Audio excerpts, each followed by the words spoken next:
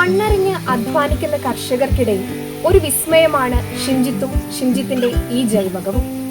നെല്ലും പച്ചക്കറിയും മുതൽ അപൂർവങ്ങളായ ഔഷധ സസ്യങ്ങൾ വരെ വിളഞ്ഞ് നിൽക്കുന്ന ഈ ഒരു കൃഷിയിടം ഒരു വൈവിധ്യത്തിന്റെ കലവറ തന്നെയാണ് എന്ന് വേണമെങ്കിൽ പറയാം. ഷിംജിത്ത് എന്ന ഈ കർഷകൻ കൈതൊടാത്ത മേഖലകളൊന്നും തന്നെ ഇല്ല എന്ന് തന്നെ നമുക്ക് പറഞ്ഞു വെക്കാം. ഷിംജിത്തേട്ടന്റെ ഈ കഠിനാധ്വാനത്തിന്റെ ഫലമായി സംസ്ഥാന കേന്ദ്ര സർക്കാരുകളുടെ നിരവധി പുരസ്കാരങ്ങളും ഷിംജിത്തേട്ടനെ തേടിയെത്തിയിട്ടുണ്ട്. മണ്ണും മനസ്സും ഒരുപോലെ കൃഷിക്ക് വേണ്ടി സമർപ്പിച്ച ഈ ഒരു കർഷകൻ വരും തലമുറയ്ക്ക് ഒരു പ്രചോദനമാണ് എന്ന് തന്നെ പറഞ്ഞു വെക്കാം.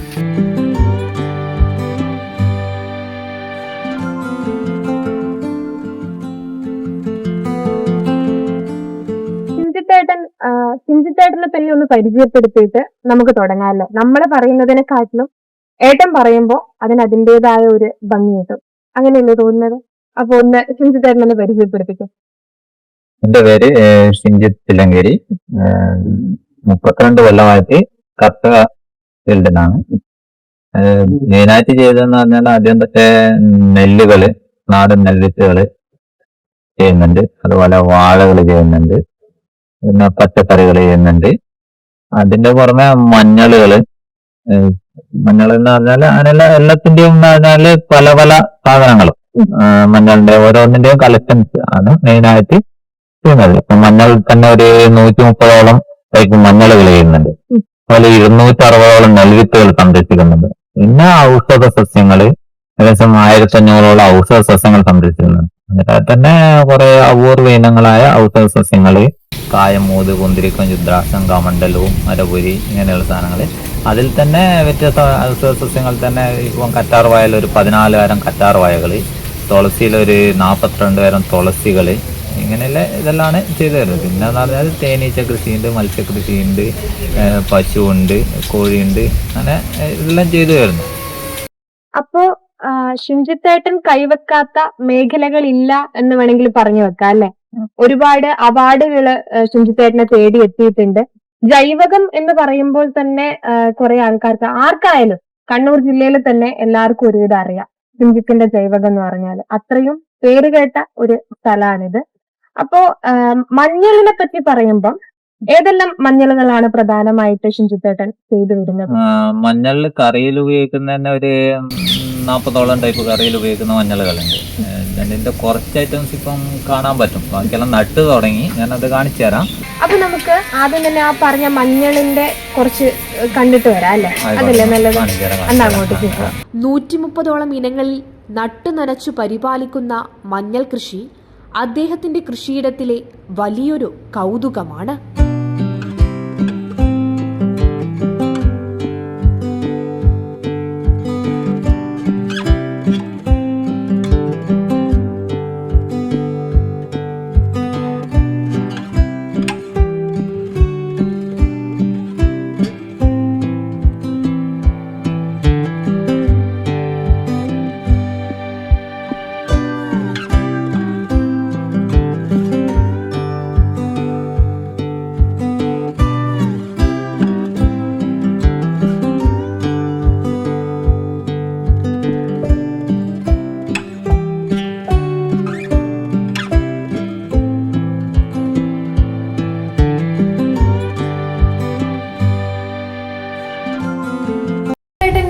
കയ്യില് 130ഓളം തരത്തിലുള്ള മഞ്ഞളുകൾ കൃഷി ചെയ്യുന്നുണ്ട്. ഇപ്പൊ നിലവിൽ കൃഷി ചെയ്യുന്നത് നമുക്ക് കാണിച്ചു തരാൻ പറ്റില്ലെങ്കിൽ കൂടി നമുക്ക് പരിചയപ്പെടുത്താനായി, അല്ലെങ്കിൽ വരുന്നവർക്ക്, ജൈവകത്തിലേക്ക് എത്തുന്നവർക്ക് പരിചയപ്പെടുത്താനായി ഒരുവിധം മഞ്ഞളുകളെല്ലാം പേരെഴുതി ഏതാണ് എന്താണ് എന്നുള്ള കാര്യങ്ങൾ ഷിംജിത്തേട്ടൻ സൂക്ഷിച്ചു വെച്ചിട്ടുണ്ട്. ഇതാണ് കറിയിൽ ഉപയോഗിക്കുന്നതിൽ ഏറ്റവും വില കൂടിയ സാധനം. നാഗമഞ്ഞൾ എന്ന് പറയുന്ന മഞ്ഞളാണ്. ഇതിന് കിലോന് 1800 രൂപ വരും, പച്ചക്ക് കിലോന്. ഇത് വിഷവിൽസൊക്കെ ഉപയോഗിക്കുന്നുണ്ട്. അങ്ങനെ എല്ലാവരും ഐറ്റംസ് ആണ് നാഗമഞ്ഞൾ എന്ന് പറയുന്ന ഒരു മഞ്ഞളുടെ കൂടെ, കറിയിൽ ഉപയോഗിക്കുന്ന മഞ്ഞളുടെ കൂട്ടത്തില്. പിന്നെ എന്ന് പറഞ്ഞാൽ അതിന് പുറമെ എന്ന് പറഞ്ഞാൽ ഇതാണ് ചന്ദന മഞ്ഞൾ എന്ന് പറയും. ഇതിന് ചന്ദനത്തിന്റെ മണമായിരിക്കും, അല്ല ചന്ദനം മണക്കുന്നില്ല, ചന്ദനത്തിന്റെ മണമില്ല മഞ്ഞളാണ്. ഇതിപ്പോ ഡ്രൈ ആയി കഴിഞ്ഞു, ഇതിന്റെ ഉള്ളിൽ പച്ച കളറായിരിക്കും. ഇപ്പം ഡ്രൈ ആയി കഴിഞ്ഞാൽ ഇതിന്റെ കളർ എല്ലാത്തിന്റെ മാറി വരും. ആ കളർ ഇപ്പൊ എന്ന് പറഞ്ഞാൽ ഒരു നീല കളറിന് ഒരു കളറാണ് ഇപ്പം കാണിക്കുന്നത്. പിന്നെ ഇതാണ് വിത്സ് മഞ്ഞൾ എന്ന് പറയും. അമൃതാഞ്ജലിന്റെ മണമായിരിക്കും ഇതിന്. ഇത് അമൃതാഞ്ജലിന് പകരം ഉപയോഗിക്കാൻ പറ്റുന്ന ഒരു മഞ്ഞളാണ്. അല്ല അതിന്റെ ഇതൊന്നും മണപ്പിച്ച് നോക്കാം. ഇത് മണപ്പിച്ച് നോക്കിയാ മണക്കുന്നില്ലേ? അമൃതാഞ്ജലി മണക്കും. അങ്ങനെയല്ല മഞ്ഞളാണ്. ഇത് കാട്ടിലുണ്ടാകുന്നതാണ്. ഇതാണ് വാടാർ മഞ്ഞൾ എന്ന് പറയും. നമ്മളെ മഞ്ഞളുടെ കൂട്ടത്തിൽ ഏറ്റവും വിലയുള്ള സാധനമാണ്. ഇതിന് പിന്നെ 1.5 ലക്ഷം രൂപയാണ് ഇതിന്റെ വില. 1 കിലോക്ക് വാടാർ മഞ്ഞൾ എന്ന് പറഞ്ഞ് പണ്ട് തച്ചോളിയോദാൻ ദൂർക്ക് കിട്ടിയ സാധനം എന്നല്ല പറയപ്പെടുന്നത്. അങ്ങനെയുള്ള ഒരു അപൂർവ മഞ്ഞളാണ്. ഇത് അപൂർവ കുറെ ആളെ കയ്യിലുണ്ട് ഈ സാധനം. ഇതൊരു പോസിറ്റീവ് എനർജി ഉണ്ടാക്കും. ഇതിനെ കൊണ്ട് ലോക്കറ്റുകൾ ഉണ്ടാക്കി കൊടുക്കുന്നുണ്ട്. എന്റെ കഴുത്തിൽ തന്നെ ലോക്കറ്റുകളുണ്ട്. ഇത് കണ്ടില്ലേ മഞ്ഞളുടെ ഇത് ഇതുപോലെ ഒരു പോസിറ്റീവ് എനർജി ഉണ്ടാക്കുന്ന പറയുന്നത്. അങ്ങനെയുള്ള ഒരു ഐറ്റംസ് ആണ്. ചില വിഷചികിത്സകളുടെ ചികിത്സക്ക് ഉപയോഗിക്കുന്നുണ്ട്. അങ്ങനെയുള്ള ഒരു മഞ്ഞൾ കൂടിയാണ് നാഗമഞ്ഞൾ എന്ന് പറയുന്നത്. ഈ മഞ്ഞൾ അല്ല നാഗമഞ്ഞൾ, വാടാർ മഞ്ഞൾ എന്ന് പറയുന്ന പ്രധാനപ്പെട്ട സാധനം. ഇപ്പോ ഈ ഒരു കാർഷിക മേഖലയിലേക്ക് വന്നിട്ട് ഏകദേശം എത്ര വർഷമായിട്ടുണ്ടാവും? 32ാമത്തെ കൊല്ലാണ് ഇത്. 32ാമത്തെ. അപ്പോ ഈ ഒരു കാർഷിക മേഖലയിലേക്ക് വരാനുണ്ടായ ആ ഒരു പ്രചോദനം എന്തായിരുന്നു? വീട്ടിന്റെ നമ്മളെ തറവാട് വയലിന്റെ കരക്കാണ്. പണ്ടേ എന്താ പറയുക, അച്ഛന്റെ അമ്മയിൽ നിന്നും കിട്ടിയ അറിവ് അതാണ് എന്നെ കൃഷിയിലേക്ക് എത്തിച്ചത്. അങ്ങനെ ഒരു കൃഷിയുമായിട്ട് ബന്ധപ്പെട്ടിട്ട് ഒരു ചെറിയ അവാർഡ് കിട്ടി. അതിൽ തന്നെ കിട്ടിയത് എന്ന് പറഞ്ഞാല് നമ്മളെ കൃഷി വകുപ്പിന്റെ ഒരു പഞ്ചായത്തിന്റെ ഒരു അന്നേരം കർഷകനുള്ള യുവ കർഷകനുള്ള ഒരു അവാർഡ് കിട്ടി.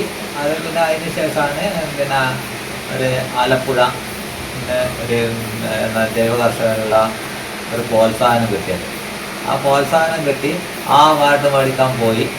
അന്ന് ശ്രീനിവാസന്റെ അടുത്ത് നിന്നാണ് ആ അവാർഡ് കിട്ടിയത്. ഷിംജിത്തിന്റെ കാർഷിക മികവിനെ അംഗീകരിച്ചുകൊണ്ട് കേന്ദ്ര സംസ്ഥാന സർക്കാരുകളുടെയും നിരവധി മറ്റു പുരസ്കാരങ്ങളും അദ്ദേഹത്തെ തേടിയെത്തിയിട്ടുണ്ട്. മഞ്ഞളിനൊപ്പം തന്നെ കിടപിടിക്കുന്ന തരത്തിൽ പലതരം ഇഞ്ചി കൃഷികളും ഇവിടെയുണ്ട്.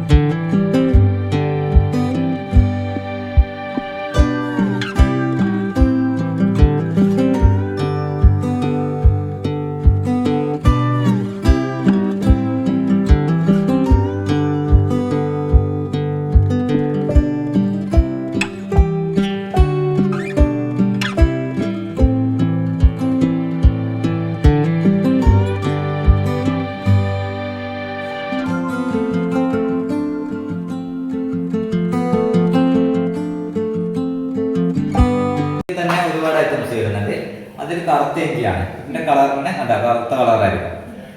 ഇത് ഭയങ്കര എനർജിക്ക് ഉപയോഗിക്കുന്നതാണ്. ഇത് തായ്ലാൻഡുകാരെ ചായയിൽ ഉപയോഗിക്കുന്ന ഒരു സാധനം കൂടിയാണ്. ഇതാണ് മഞ്ഞ ഇഞ്ചി എന്ന് പറയും. ഇത് തായ്ലാൻഡുകാർ കറിയിൽ ഉപയോഗിക്കുന്ന സാധനം. നമ്മുടെ നാട്ടില് കുറവാണ്. ഔഷധ ഗുണമുള്ള സാധനങ്ങളാണ്. അതുപോലെ ഇതിന്റെ ഇലയെല്ലാം നമ്മൾ മീനെല്ലാം മുറിച്ച് കഴിഞ്ഞാൽ മണക്കൂലേ, കൈ മണക്കുന്നതിന് ഇതിന്റെ ഇല ഒന്ന് കയ്യിൽ നേരിടി കഴിഞ്ഞാൽ മണക്കില്ല, നല്ലൊരു പ്രത്യേക സുഗന്ധമായിരിക്കും.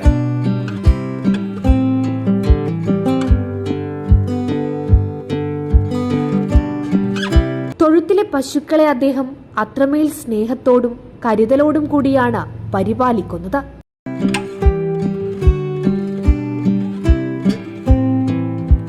ഒപ്പം തേനീച്ച വളർത്തലും അദ്ദേഹം സജീവമായി കൊണ്ടുപോകുന്നു.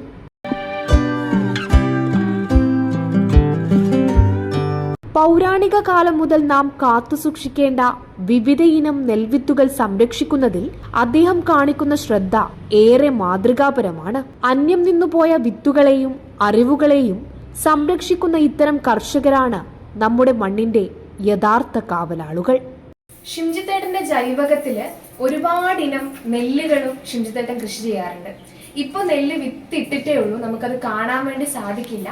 എന്നാൽ എന്തൊക്കെ നെല്ല് പണ്ട് മുതലേ ഉള്ള ഒരുപാട് വെറൈറ്റി മുതൽ ഇന്ന് കൃഷി ചെയ്തു വരുന്ന നെല്ലുകൾ വരെ ഷിംജിത്തേട്ടൻ സൂക്ഷിച്ചു വെച്ചിട്ടുണ്ട്. ഓരോന്നായിട്ട് ഷിംജിത്തേട്ടൻ പരിചയപ്പെടുത്താൻ പോവാണ്. അപ്പോൾ ഷിംജിത്തേട്ട, ഏതൊക്കെയാണ് നെല്ലില് നമ്മളെടുത്തൊരു 260ഓളം ടൈപ്പ് നെല്ലുകൾ ഇപ്പം ഞാൻ ചെയ്ത എന്റെ കതിരുകൾ എടുത്ത് വെച്ചതാണ് കുട്ടികൾക്ക് പഠിക്കാനെല്ലാം വേണ്ടിയിട്ട്. ഇതിനകത്ത് തന്നെ ഒരുപാട് അപൂർവ നെല്ലുകളുണ്ട്. ഇത് പറയും രാമലക്ഷ്മണൻ എന്നറിയും. ഇതിന്റെ പ്രത്യേകത എന്ന് പറഞ്ഞാൽ ഒരു നെല്ലിന്റെ പൊട്ടിച്ചു കഴിഞ്ഞാൽ 2 അരി ആയിരിക്കും. ഒരു നെല്ല് പൊട്ടിച്ച് രണ്ടരി. അത് എന്ന് പറഞ്ഞാൽ 3 അരിയിലുണ്ട് രാമലക്ഷ്മണൻ സീത എന്ന് പറഞ്ഞാൽ, 5 അരിയിലുണ്ട് പഞ്ചപാണ്ഡവർ എന്ന് പറയും. അങ്ങനെയല്ല ഇത് 2 അരി വരുന്നത്.